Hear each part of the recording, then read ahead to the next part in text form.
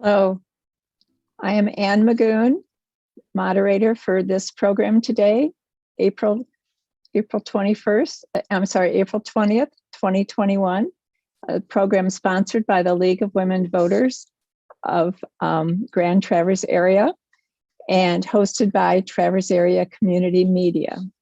The League of Women Voters is a national, nonpartisan organization that does not support or oppose any candidate for political office, but it does work to help voters understand more about the process of voting. The League promotes informed and active participation of all citizens in government and works to increase understanding of major public policy issues, influences public policy through education and advocacy. Membership in the League of Women Voters is open to all women and men of all ages, and we do offer a special discount for student membership. Today, we have a very timely presentation about redistricting in Michigan. The Michigan Independent Citizens Redistricting Commission was created after statewide Proposition 2 passed in 2018, and the Michigan Constitution now mandates that a commission made up of citizens has exclusive authority to create fair congressional and state legislative boundaries. Our program is entitled The Voters Rejected Gerrymandering, Redrawing the Maps. And it's being shown today in Northwest Michigan on Spectrum Cable Channel 189 through the Traverse Area Community Media Facebook page and also the League of Women Voters of Grand Traverse Area Facebook page and via Zoom. If you're watching this live on Facebook today, or on Zoom, you can submit questions to the presenters during the presentation. Use the comment section on Facebook or the question and answer, the Q&A on Zoom. And we'll get your questions and we will have time for questions at the end of the presentation, but you can send them at any time. So today we're pleased to have three people on our program. Stephen Lett, a member of the commission, is a semi-retired attorney who affiliates as an independent on the commission. Residing in Northwest Michigan, Commissioner Lett was interested in serving on this commission because it would give him an opportunity to have a positive effect on redistricting of Michigan's congressional and state legislative districts. Donna Hornberger is also a League of Women Voters Grand Traverse Area member, and Margaret Leary, a member of the Ann Arbor League of Women Voters. They are both members of the statewide League of Women Voters of Michigan Observer Corps that is observing and writing about the meetings of the Redistricting Commission. So they're following that. Donna is a retired librarian from the Public Library of Cincinnati and Hamilton County, Ohio, and head of the Literature and Language Department. Margaret Leary is retired as director of the University of Michigan Law Library. So now we're going to begin with Steve Lett.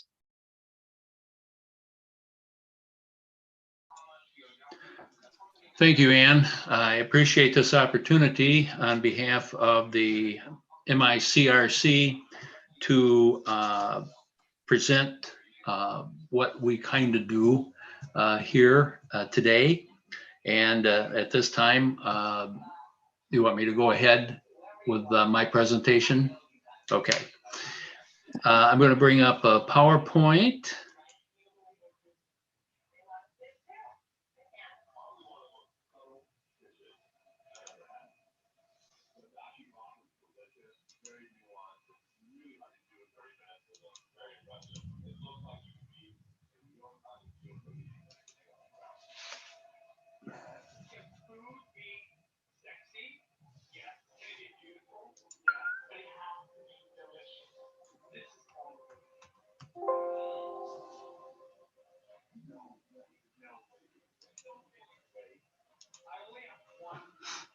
There.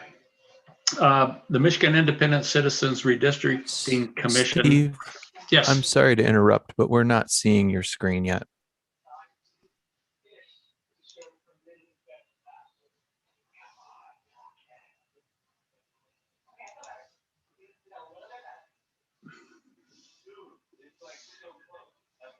Well, I don't know what happened.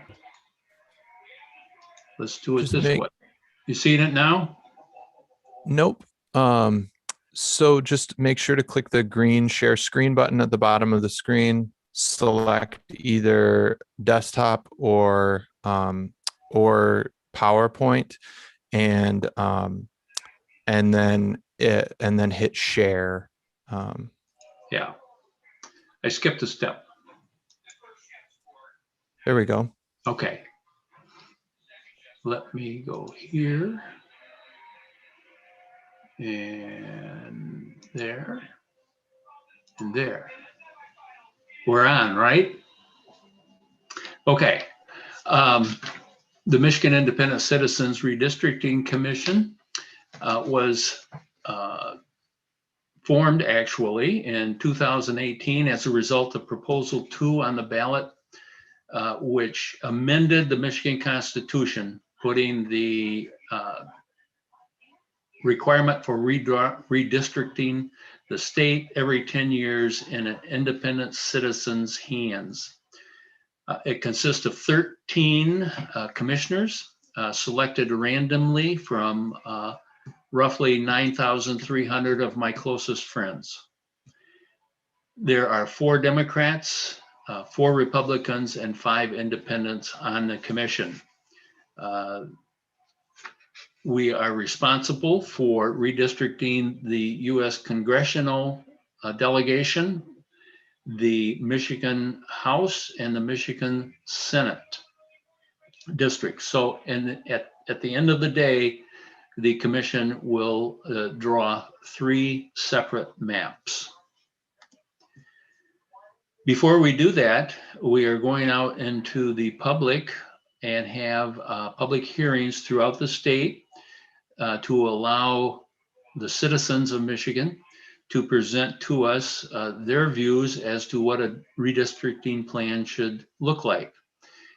Currently, we are required to hold 10 meetings, and the plan is to hold 16. Once those are in, then we will begin redrawing the maps. One of the things we did recently, in addition to the 16 public hearings around the state, we also are planning on going to, I believe it's 5 colleges, and hold meetings there for students or anybody else who would like to be there. We're working out the details on how that's going to work. Obviously, there are issues still with virtual meetings, with COVID, and how we're going to handle public meetings. We will inform the public about the redistricting process. We will share the purposes and responsibilities of the commission, and we will solicit information from the public about potential redistricting plans. If you have questions, you can send those through email, which is how we get almost all of our questions, to redistricting@michigan.gov, or you can mail them to MICRC, PO Box 30318, Lansing, Michigan 48909. You can also go to michigan.gov/MICRC. And finally, you can go to the Secretary of State's website. We have a link on that site to all of our information. That concludes my PowerPoint presentation. I'll turn it back to you, Ann. Thank you, Steve. That's a great introduction, and we are delighted to have you here today as a real live commissioner. We know you exist, but there's only 13 of you out there, so kind of hard to find, I guess, sometimes. So we're glad you're with us. Donna, I think that you have some more information to fill us in with, so we'll hand it over to you now.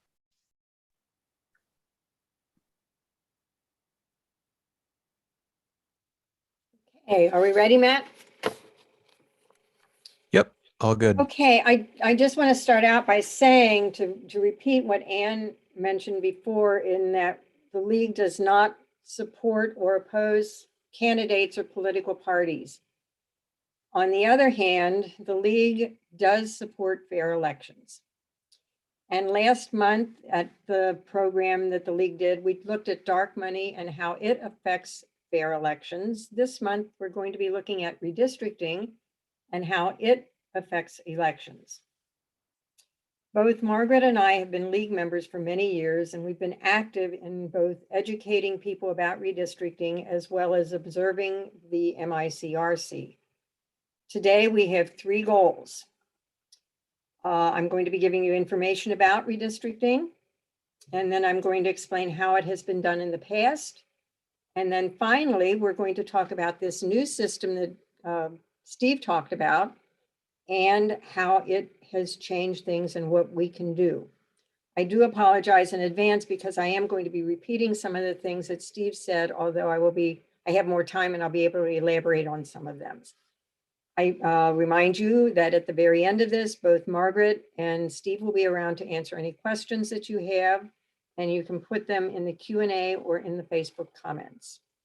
And now we will start with our PowerPoint. And this is what we will be doing today. I am an observer of the commission, and at one of the meetings that I watched recently, Edward Woods III, who is their communications and outreach staff person, told us about a survey that they had done. An impressive 53% of the people had heard that the method has changed this year. But only about a quarter of them, 24.5%, knew about the commission itself. And then finally, almost half the people, 48.2%, believe that public participation will have an impact. And that's why we're here today, to tell you about it and tell you how you can have an impact. Indeed, there is a new process for redistricting.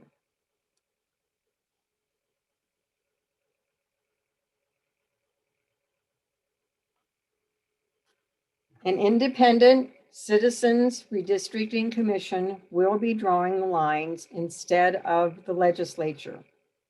And I'm going to explain to you why that had been a problem in the past. So the census is done every 10 years, and it shows where populations have increased and decreased. Based on this shift of population, congressional districts must be redrawn so that they are basically equal population. There was a lot of interest in redistricting in the 60s, and there was a 1964 Supreme Court case called Reynolds versus Sims, in which the Supreme Court decided that each district should have the same number of people as all the other districts throughout the United States. Up until that point, it had not actually been firm, and there had been problems. Each district should have the same number of people, one person, one vote, each vote weighted the same as the others.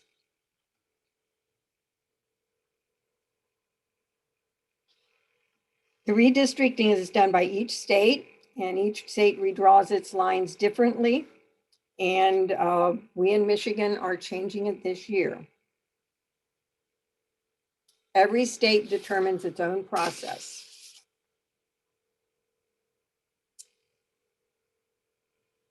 There are a few federal rules for redistricting.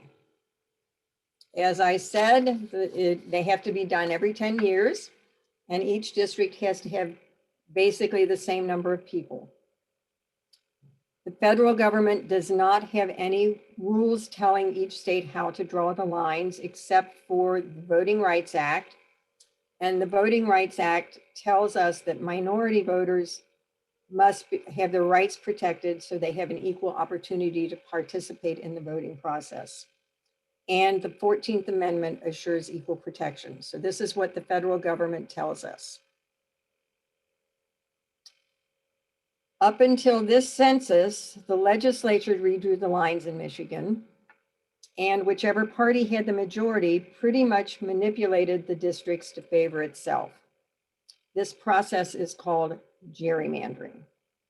Then in Michigan, after the 2010 census, it was the Republicans who were in power, and they drew the lines the way they wanted them to see. Now, I do have to tell you, in other states, it was the Democrats. So this, whatever party, it doesn't really matter. Gerrymandering has been around a long time. Actually, before the term gerrymandering was used, Patrick Henry created a gerrymandered district to try to make sure that James Madison would not win a seat in the first Congress. And at that time, fortunately, Madison was actually able to eke out a win, even though it was gerrymandered. So I use the term gerrymandering. The Washington Post gives us a very, very simple way of looking at it. We have 4 illustrations, 4 diagrams. The first shows that we have a majority of green and a minority of purple, 60% green, 40% purple.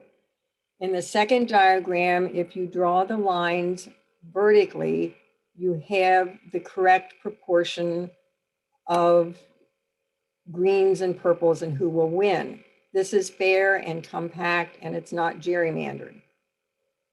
The third diagram shows the lines drawn horizontally, and all of a sudden you've got the same 5 districts, but you only have green winning 100% of the time. The final diagram has the lines drawn so they're not compact, and you've got just the reverse of the actual proportion of wins, in that you have more purple winning, 60%, and fewer green winning. So the way the lines are drawn has a huge impact on the results of elections. This is from the Washington Post. The Washington Post also gives us an illustration of 2 terms that are frequently used when we talk about gerrymandering. The first one shows cracking, which means you take the purple and you divide them up among the 4 districts so that they cannot win in any district at all. This is called splitting them up, cracking.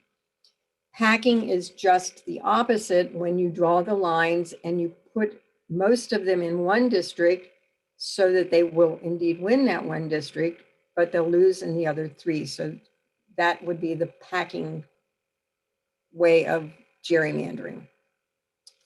Now we're going to go to see how the districts looked after the 2010 election, 2010 census. This is Michigan's congressional districts. There are 14 of them. We are the pale green at the top, and that is all of the UP plus most of the northern lower peninsula. Each district at that time is 710,000 people, and in order to get that many people, that's how large a part of the state we have to be. We happen to be the 2nd largest congressional district east of the Mississippi. In total, the whole United States has 435 congressional districts. We in Michigan have 14, and we're the 8th largest in number in the US Congress. After the 2010 census, we lost a seat and we were down to 14. We have not gotten the results from 2020, but it looks like we're probably going to lose a seat again. So when I was talking about gerrymandering, and we want to show you this particular district to show you how bad it can be. This actually was created after the 2010 census. It's the 14th congressional district and goes all the way from Detroit up to Pontiac, 31 miles from the Detroit area up to Pontiac. You've got the very narrow section between West Bloomfield and Pontiac, and the very funny little squiggle down in Farmington Hills. It is made up of 80% Democrats, and 79% of it is African American. It's Brenda Lawrence's seat. And if we were meeting in person, I would be asking someone in the audience to tell me what kind of gerrymandering this would be. Since we're not meeting in person, I will tell you it is packing. This is what the Michigan State Senate districts look like now. We have 38 districts. We're in the 37th, and it's part of the UP and then comes down to the Western Lower Peninsula. Each district has between 212,400 and 363,500 people in it.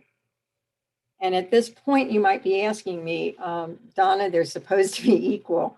Actually, at this point, I want to say that when we're talking about state seats, you're allowed about 10% more or fewer people in each district, and they try to keep the counties together, which you see that we are.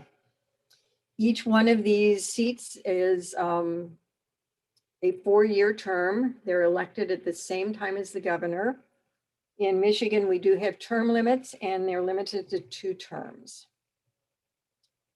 This is what the state house districts look like now. There are 110 of them. We are the 104th, and you'll see that that's the whole county. Grand Traverse County is 104th.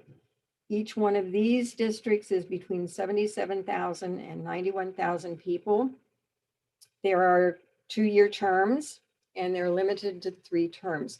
All 3 of these maps will be redrawn after the 2020 census is released. And now we're going to go to the second part of our program, and we're going to talk about what is happening in Michigan now. As Steve told you, in 2018, on the November ballot, there was a Proposition 2, to amend the Constitution. And that's because there was a grassroots group called Voters Not Politicians who got enough signatures on petitions to get it on the ballot. And I'm sure that some of you watching today were part of that gathering of signatures. It won by 61%, and part of that was due to the education that Voters Not Politicians did so that people understood why it was important to change. The amendment created the commission, completely removed the legislature from the creation of the US congressional seats, state Senate, and state House. These are the only 3 maps that the commission will be drawing. They will not be working on county commission districts or any kind of local council districts. And I believe when I saw the list of programs that are coming up, they're going to be talking about redistricting in the county in one of the future meetings here. So the amendment was written to stop gerrymandering. And this list gives us a clear look at how that will happen. All business will be conducted in the open, and that means that we can attend them. Right now it's virtual, but if and when they start meeting in person, you can go and be in the audience watching them at their meetings then. Their meetings are archived, and you can also watch past meetings. Their minutes are published, you can read them. The commission is bipartisan. 13 people, 4 Democrats, 4 Republicans, 5 independents. And then to draw the lines that neither favor nor disfavor incumbents, any political party, or former politicians. So you can see how when they wrote this, they meant to completely eliminate any kind of gerrymandering. And first, I'm going to talk about the structure of the commission, and then who is eligible to serve and how they were selected. As I said, we have 13 people, which means that there will never be a tie vote. In order to be on the commission, you have to be registered to vote and eligible to vote, and you have to have submitted an application. There are some limitations in that if you are actually serving as a politically elected person, you cannot apply to be on the commission. So there are certain limitations to that. The applications were available from the Secretary of State. you could request one and fill it out. The Constitution also required that they send out 110,000 random mailings. And I read something recently that actually she sent out 250,000. And then after those applications came into the Secretary of State, they reduced that number to 200, and it reflected the geography and demographics of the state. Then those 200, which were 60 Republicans, 60 Democrat, and 80 independents. Remember, we have one more independent than Republican and Democrat. Those were sent to the head of the Republican and Democratic heads of the State House and the State Senate. Each one of them could strike 5, so we were down to 180. From those 180, there was a random drawing for 13, and that's what we ended up with. So the commission is going to spend a lot of time holding hearings, as Steve mentioned. They will be consulting with experts who use special software and data from many sources to draw the maps. And the goal is to draw the maps that meet the criteria listed in the constitutional amendment, and then to approve the 3 maps in the way that the Constitution demands.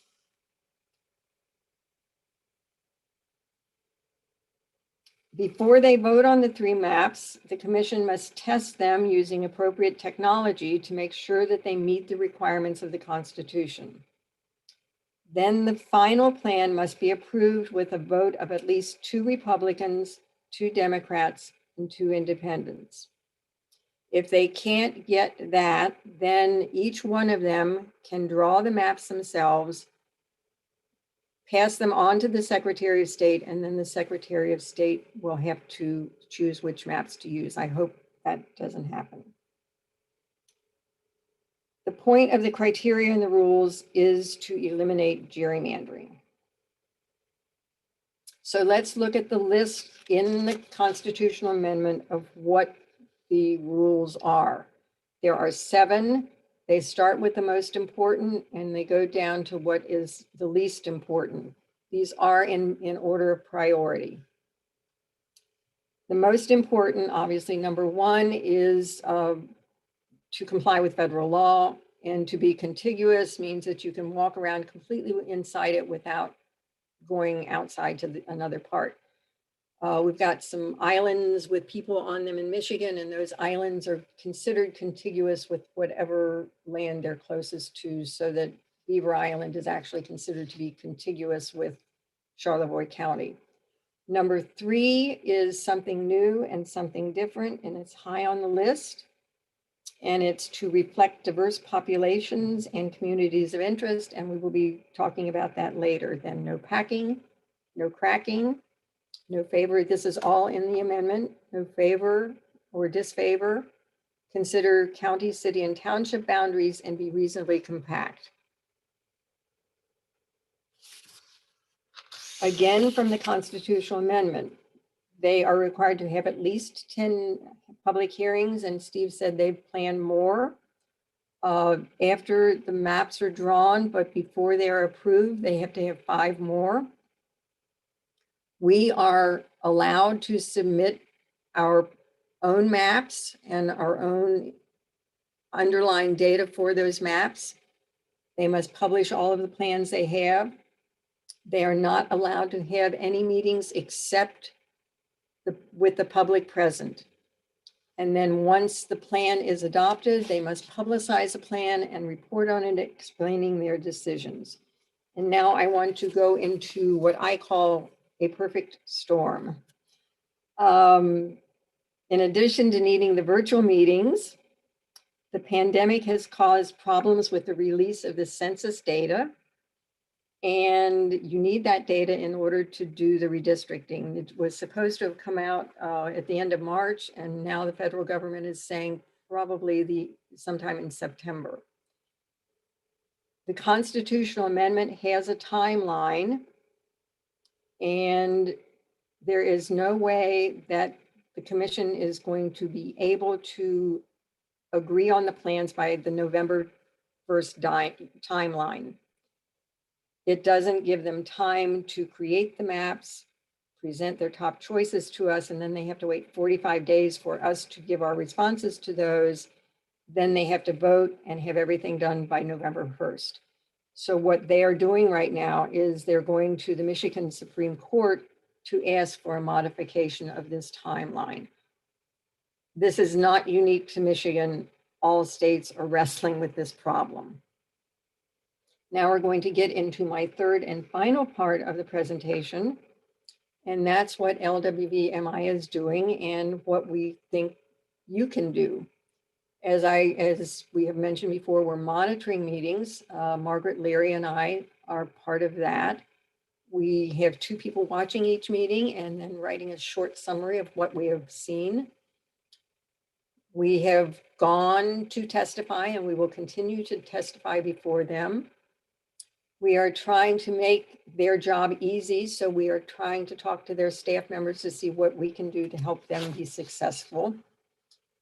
Then this communities of interest, which is new and different. Not only the League of Women Voters, but several other statewide organizations are working to make this a success. Voters Not Politicians, who got this passed in 2018, is working on it. The NAACP is working on it, and the State League of Women Voters.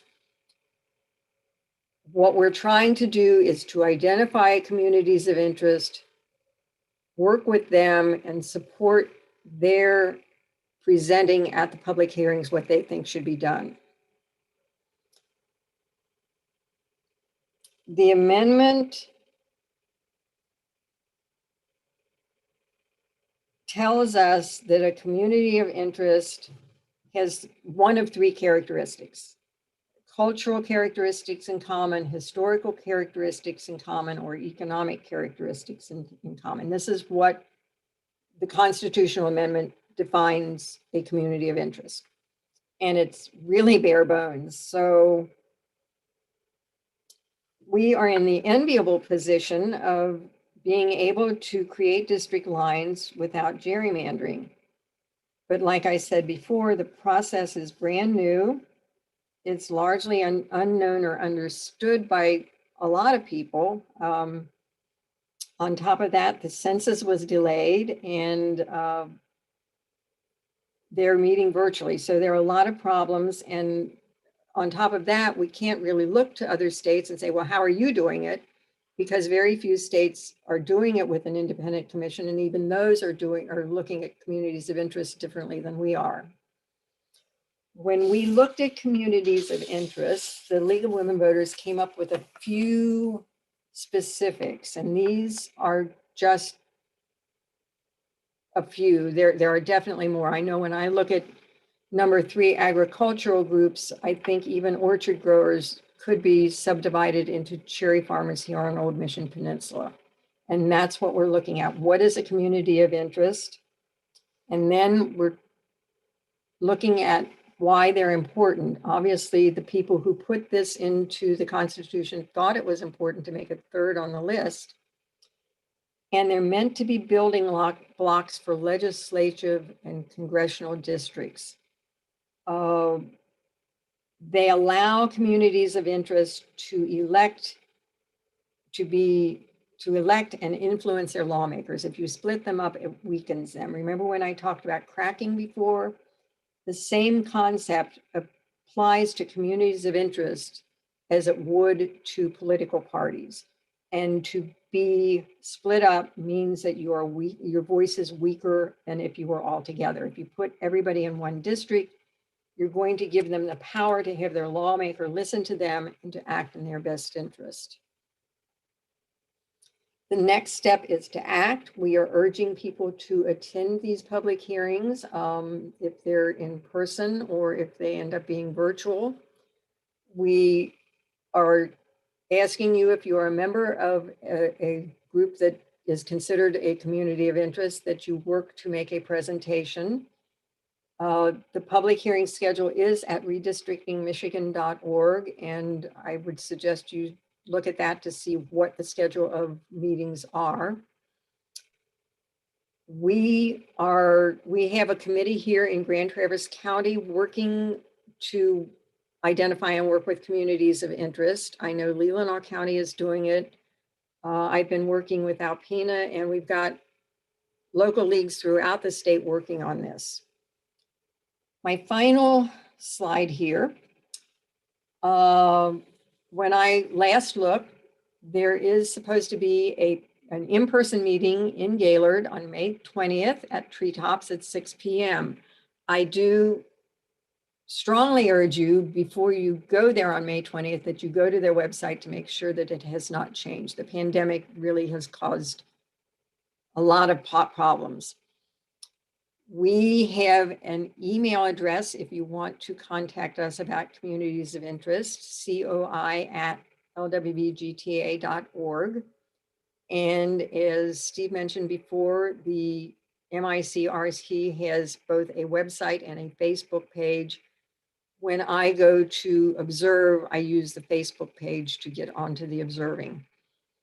And now I think I may have caused you to think of some things that I have not mentioned or would like some elaboration on. So I'm going to turn this back over to Anne and to Steve and to Margaret Leary, who can answer any questions you have. Thank you. That's great, Donna. Thank you so much for all of that information. And I do want the audience to know you can still send in your questions if you are on Zoom or one of the Facebook pages. We will try to get to all of them.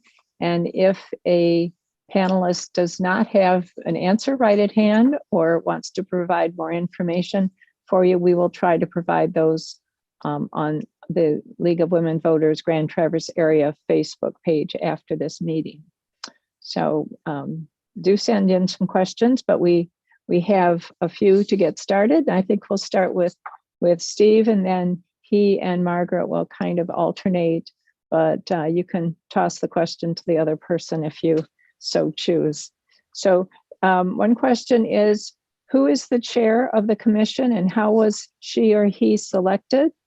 And is there any remuneration? Are they paid for the leadership position?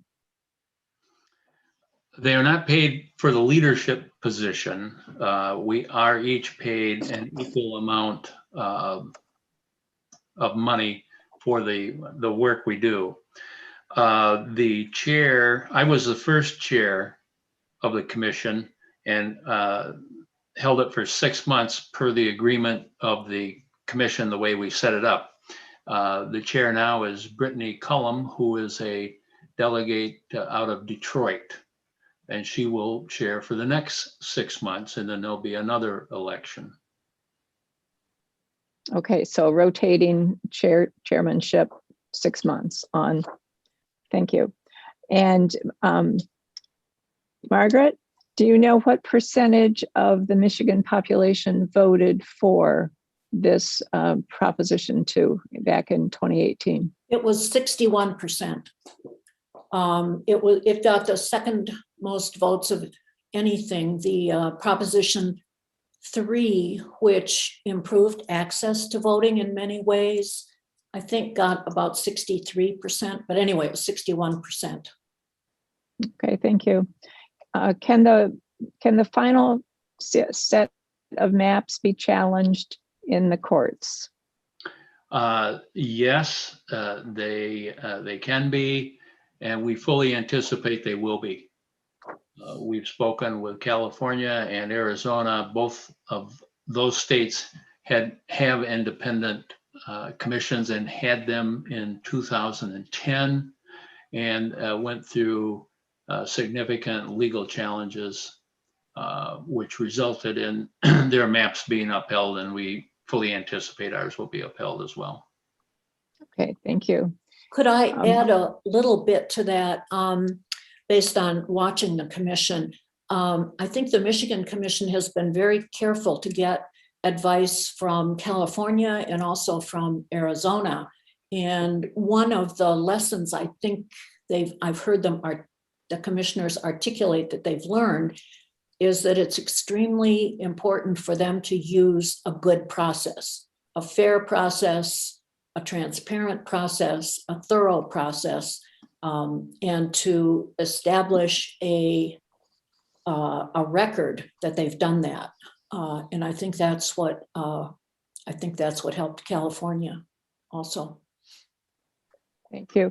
Now, based on what Donna said, there are limits as to who can participate based on partisan activity. If you're a legislator, or is the question is, so do I understand correctly that an election poll worker cannot serve on this commission?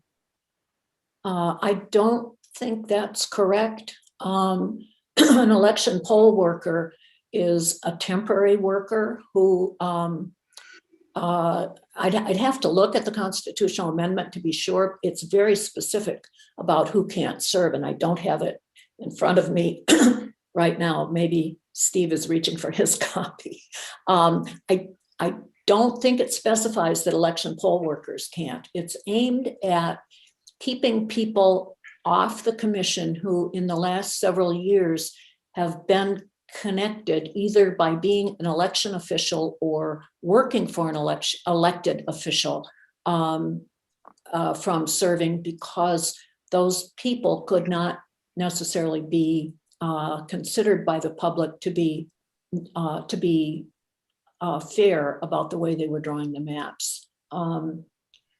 And if Steve knows the answer off the top of his head about the poll workers, that would be great. Otherwise, I'm happy to try to look it up and get back while we're still here on the air. Yeah, I have it right here. And also, I think on the slide it's specified who couldn't work. But They're not that long. It's in order to be eligible, you must be a registered and eligible voter in the state of Michigan, which was on the slide. You cannot currently be, or in the past 6 years have been, any of the following: a declared candidate for partisan federal, state, or local office, an elected official to partisan federal, state, or local office, an officer or member of the governing body of a national, state, or local political party, a paid consultant or employee of a federal, state, or local elected official or political candidate of a federal, state, or local political candidate's campaign or political action committee, an employee of the legislature, any person who is registered as a lobbyist agent with the Michigan Bureau of Elections or any employee of such person, or an unclassified state employee who is exempt from classification in state civil service pursuant to Article 9, Section 5, except for employees of courts of record, employees of the state institutions of higher education, and persons in the armed forces of the state. Unclassified state employees are ones that are appointed by the governor and not protected by civil service. So it would be that is a political appointee. Not be a parent, step-parent, child, stepchild, or spouse of any individual disqualified under Section 1B of this section, or not otherwise disqualified for appointed or elected office by the Constitution. And then once you're a commissioner for the next 5 years, after you're all done, you can't run for office. excellent. So it doesn't say poll worker unless they happen to fall into one of those other categories. Okay, thank you for that. Now, we have a question that relates to specifically the Grand Traverse area. And the question is, what are the local Grand Traverse area communities of interest, if any, have been identified? There are no quote identified communities of interest. We haven't used them in the past. They haven't been used in the past, other than, are you a Democrat or a Republican? How do you vote? So that's what we're out doing with these public hearings, is to identify communities of interest. Certainly Donna in her slides identified what would obviously be several. I mean, there would be, I always choose Detroit. There's a, I can kind of answer that if you want, since I Sure. live here and I'm in the league. The league is working to identify them. And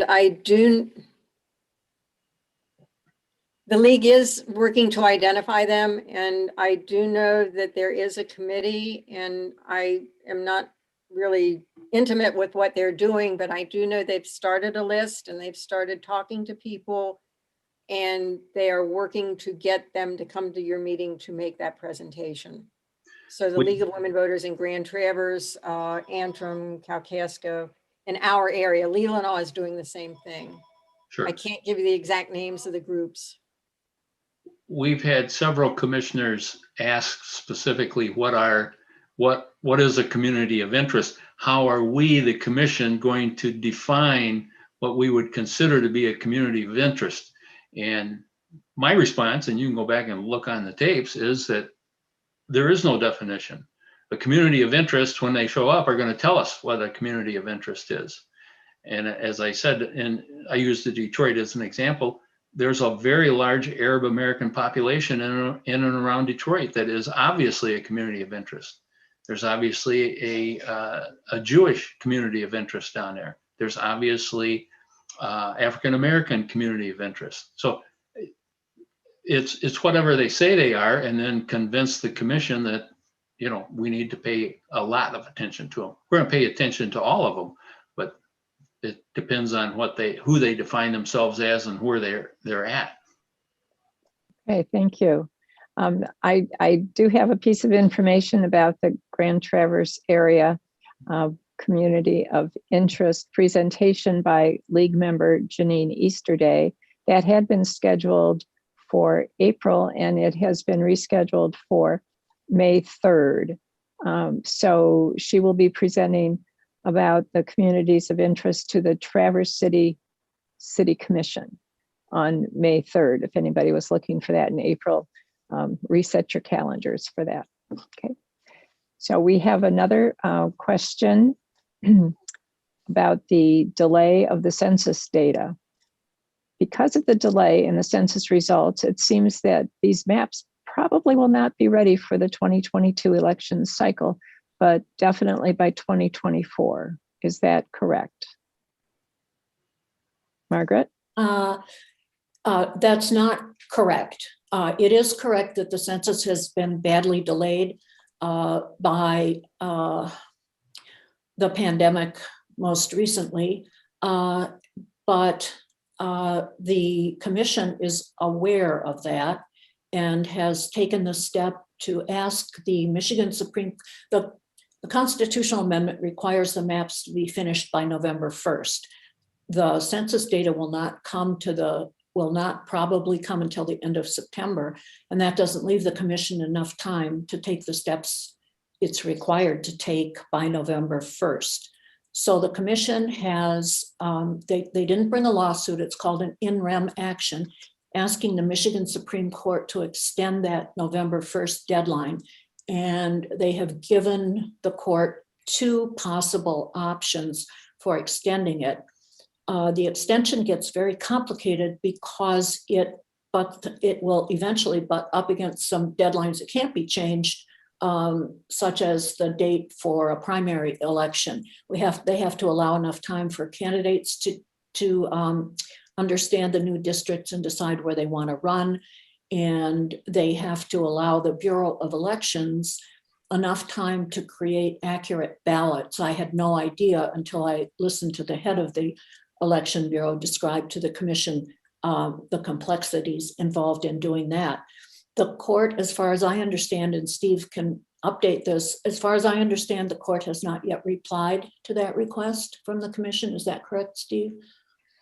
It hasn't been filed yet. We anticipate filing it this week or next week. Oh, okay. Thank you.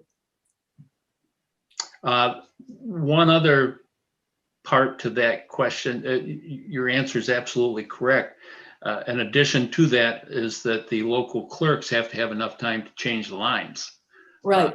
And get who's going to be in the district and who's not going to be in the district. And we certainly we anticipate losing 1, maybe 2 seats for the congressional district this year, this census. Another thing that the election bureau chief said was that in most places, it's very important that each precinct have exactly the same ballot to vote on, and to make it harder to make mistakes.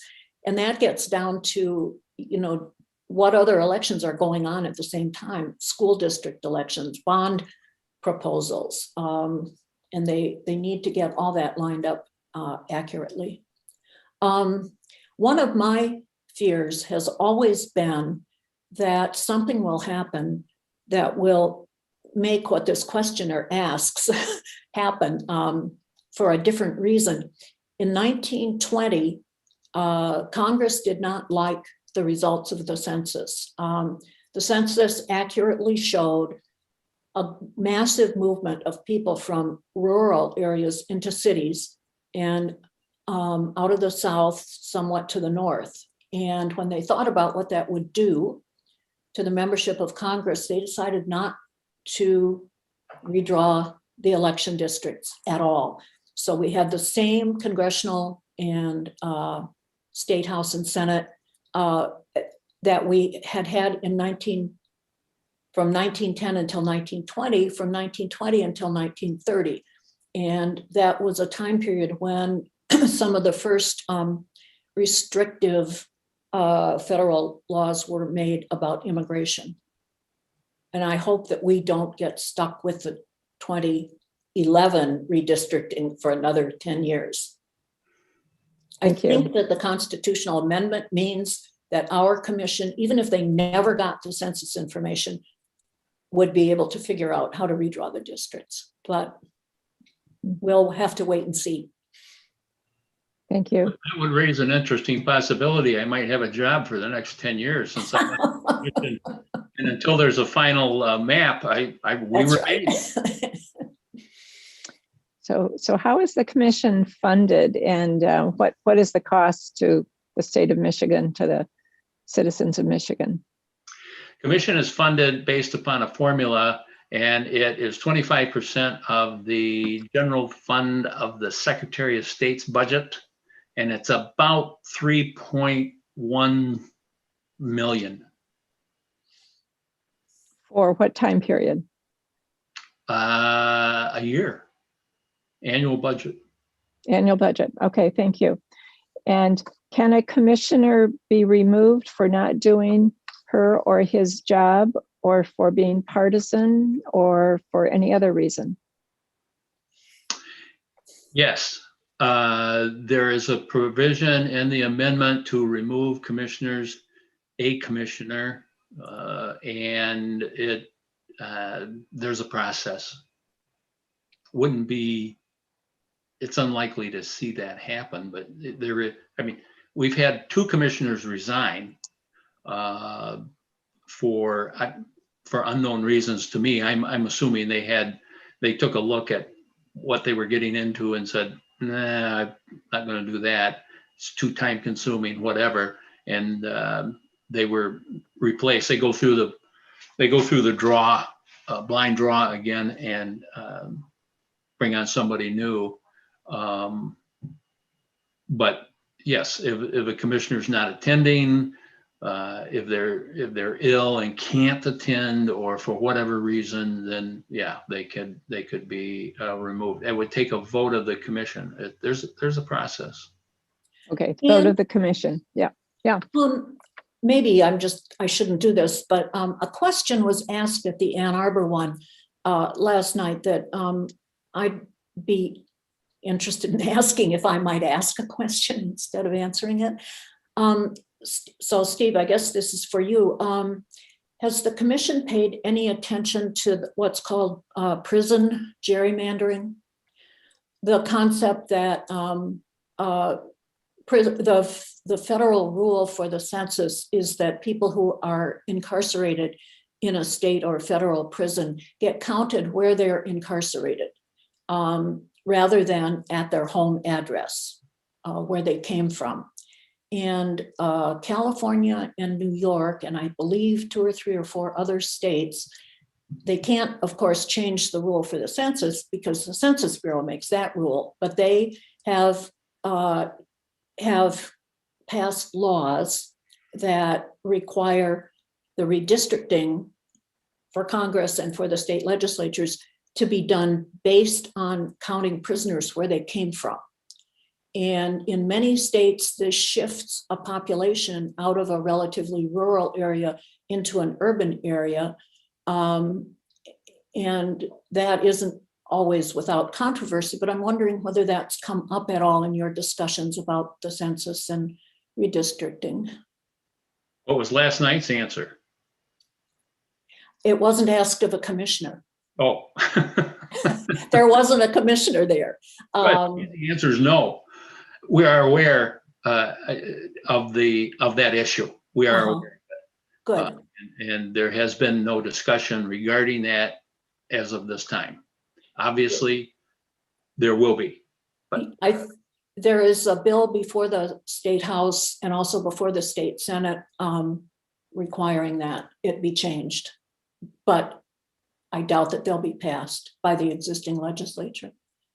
yeah, that I mean, we know what's out there. It's Yep. something that, you know, we'll be looking at, but we have not, as of yet, really discussed redistricting. You know, who's going to be where.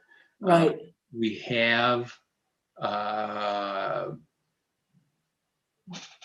done some map drawing ourselves, individual commissioner, using a public program that you can get on the internet with Ohio, because we can't draw Michigan, so we didn't. But we could play around with Ohio to see how difficult it is just to try to draw lines. Did you use representable or districtor? I think we use districtor. I think But that's what you don't hold me to that. Mhm. I think that's what we used. Okay. And not all the commissioners did. I think 4 or 5 of us Mhm. ended up. Well, you've got a company that will help you with that, right? Yes. Yeah. We do.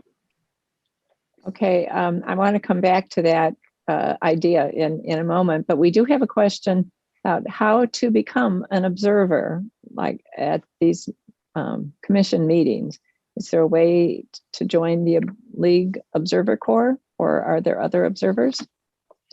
The League established the team, I think back in, I don't know, maybe September or August. And that we received training, and we organize ourselves as to who watches which meeting, and we have a form that we use to report. It's not that we don't want more observers, but if someone is or becomes a member of the League and is interested in it, we could certainly put that person in contact with Sue Smith, who is the state leader of the observation and the town halls and the Communities of Interest project. So maybe through the League of Women Voters of Michigan Mhm. website, Yeah. there is a contact opportunity. And Yes. if you are interested in being part of this whole process, because this is not a one-shot deal, it's going to happen again in the future, that would be the way to Mhm. learn more about the process through the league. LWVMI.org. Right. Thank you. Now, I'd like to come back to the question about drawing these lines. And Steve, you just said that there were opportunities to begin to play around with the software, I assume, the program for drawing lines in Ohio. And I'm sure you're not with the program that we are going to use. But learning kind of what's involved in the decision-making process. Is that how far? If you go on to like Districtor or the other one that Margaret mentioned, you can look and see, you can draw district lines on maps. We did it for Ohio. Right. And there are filters that you can use, and you know, all kinds of things. What it will do, if you do that, it will show you how complicated it is. Pure and simple. Pure and simple, very complicated. Okay, so that's your assignment, really. That's when everything else is done, and after the public hearings and all, and you have the data from the census, that's what you need to sit down and do. Is that right? Yes, but we will be doing that well before we get the census numbers. I mean, we cannot sit around and wait until the September 30th when they say, okay, here are your numbers. If we started on September 30th, we would never get done. So we are going to use other information that we believe is historically, I don't know, accurate is a good word, at least historically has been used before, to get as far down the road as we can, so that on September 30th, when the numbers come out, we can go back and say, okay, we need to tweak this or we need to tweak that, and here's the map. And that's what we intend to do once the map drawers get on board. Could I Okay, add thank you. just a bit to that? The Census Bureau conducts the decennial census count of absolutely everybody in the country every 10 years. But the Census Bureau has a huge operation going on all the time. And some of you may have received the American Community Survey, which is a very, very detailed survey that's done randomly and used to interpolate what the national figures would be. And I think that that kind of information is going to be very useful to the commission and help them get down the line towards having at least a draft maps before they get the complete census information. Right. That's one thing that we're going to use, and the Census Bureau is coming out, and you know, the name escapes me, but relatively soon, with data that is the precursor to the final census numbers, and we'll be using that. Also, the state of Michigan has a pretty significant group of individuals that work for the state that track a lot of the Michigan census information. And we will certainly, if it's available and will be useful to us, we will tap into that also. We've had those folks come and talk to us on 2 or 3 occasions. Thank you. What are the definitions for the independent commissioners? Could they have a history of being at one time in one party or another? In other words, how do we know the independent commissioners are independent? You got to believe us. That's it. I mean, you can go back and look and see if there was, you could go back and look and track my giving information. That's public information. So you could see if I said I was independent and I gave thousands upon thousands of dollars to the Republicans or the Democrats, so maybe I'm not quite so independent. Now, I'll tell you, if you go back and look, I haven't given anything to anybody. But I mean, that's one of the things that you can do. But basically, when anybody applies, you just verify, swear that you're an independent or Republican or a Democrat. And actually, the League of Women Voters of Michigan, when the selection process got down to, I think, 200 people, and a certain number of those were claiming to be independents, the league we hired someone to check and make sure that those people hadn't claimed to be independent, but were actually either a D or an R, and they didn't find any problem. Because as Steve said, it's part of the application process. You basically swear that everything on there is true. So it's true. Right, thank you. I will say along those lines, not necessarily with the commissioners, but with the people that we look to hire, they always go look and see what their donation record is. And we hear about it. We will get numerous emails that say you picked so-and-so and they made a donation to whomever. And so they're checking it. They're checking. Okay, thank you.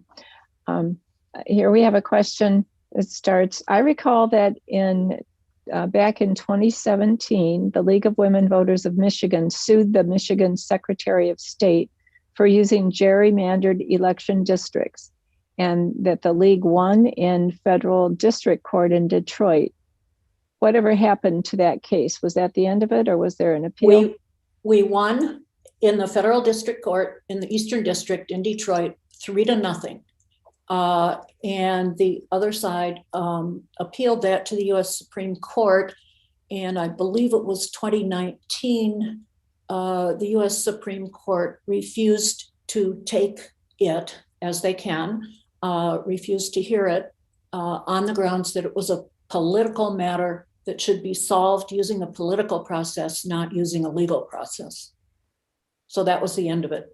That was the end of it. Yeah. Okay, thank you. Question about where are the League of Women Voters Observer Corps meeting notes available? Donna described how they were, the observers take notes at every meeting. Where are they? Are they open to the public? Sue Smith has them. So I guess you could ask her. But the commission itself has minutes, and those are public and not too hard to find on their website. Okay. As well as the minutes being on the website, our entire meeting, every meeting we have is on the website. So, I mean, if you really are bored, you can go back and watch it a second time. And even better than the meetings, all of the documents that the commission has produced are there, from their very first orientation manual, which is pretty thick, to all the position descriptions for the people that they've hired. The resumes of the people who applied for jobs there are available to look at. There's just an enormous amount of material there. Also, the commission has had various educational sessions that are, of course, recorded. And you can find them pretty easily by looking at the agendas for each meeting. And if you want to know something more, for example, what does the Voting Rights Act really mean in terms of the commission's work, you could go back to September when Ellen Katz, who was one of my colleagues at the Michigan Law School, who's an expert on voting rights and election law, gave a wonderful 40-minute presentation that I still go back to when I get confused about it. There is nothing that we do that is not in front of a camera. Mm-hmm. Okay, this sounds quite impressive. I'm going to give Margaret and Donna and Steve a chance now. Is there anything else you want to say? Because I think we've had all of our questions asked. And if there was something else you want to say, now is the time. Otherwise, I'm going to begin to wrap this up. Well, I would urge everybody who's watching this or participating in it to really talk this up. It is an amazingly wonderful thing that we have this. I don't know why I got so emotional about it. It's in the Constitution. The legislature can't do anything to it unless the voters approve what the legislature does.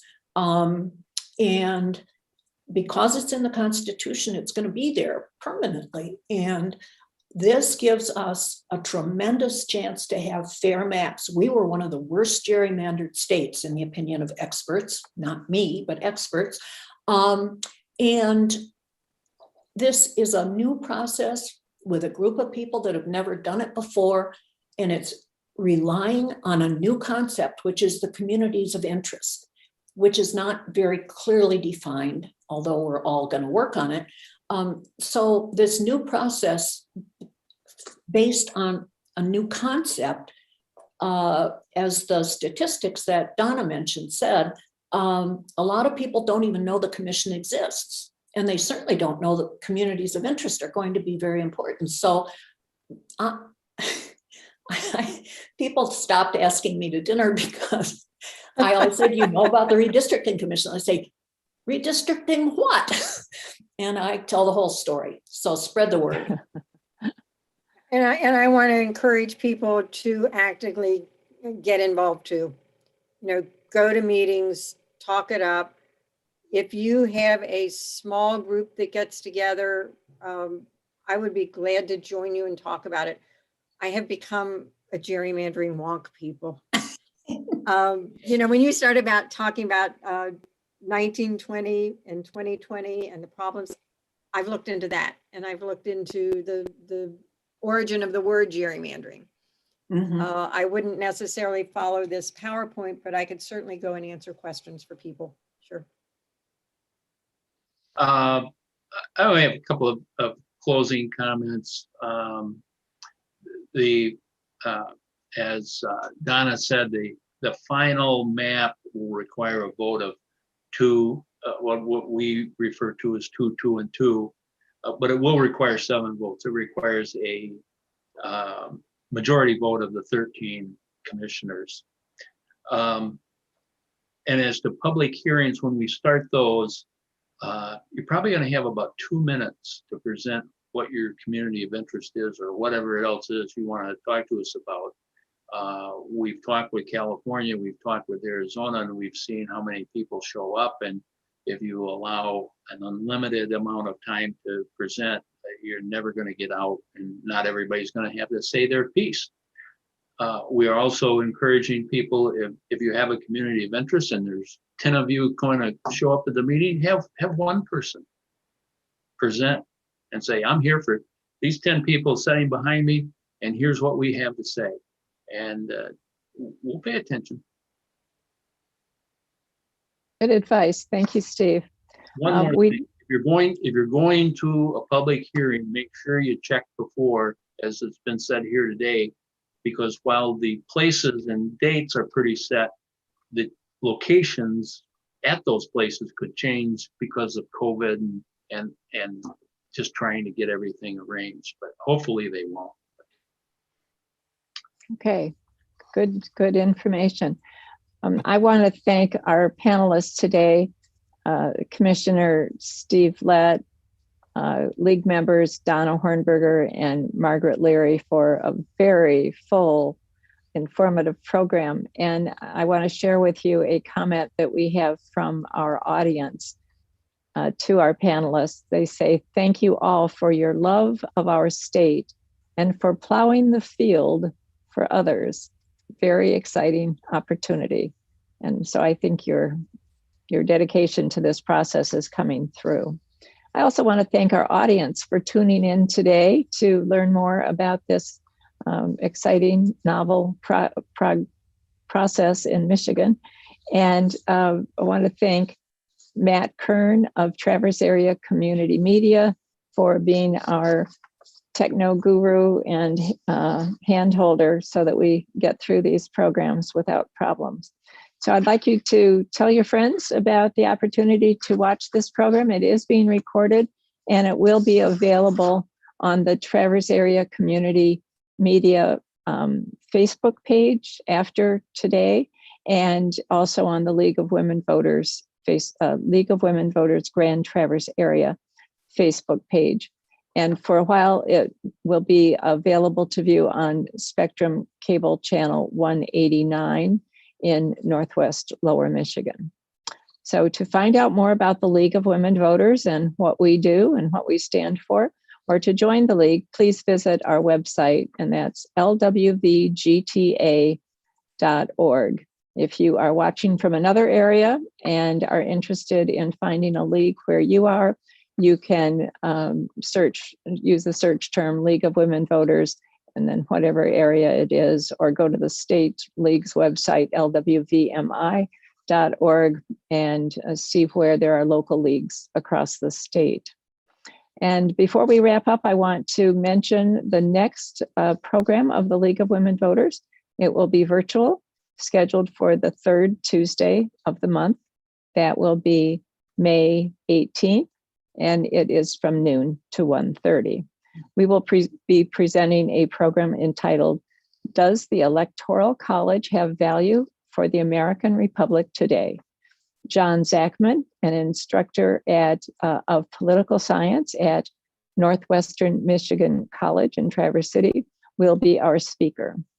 We will not have any programs over the summer, but in September, we'll start again on the 21st with our county clerk, the Grand Traverse County Clerk, Monty Shealy, and she will be talking about local redistricting. Thanks again for being with us today. We hope you enjoyed your program, our program, and look for more information on redistricting in the near future. Thank you.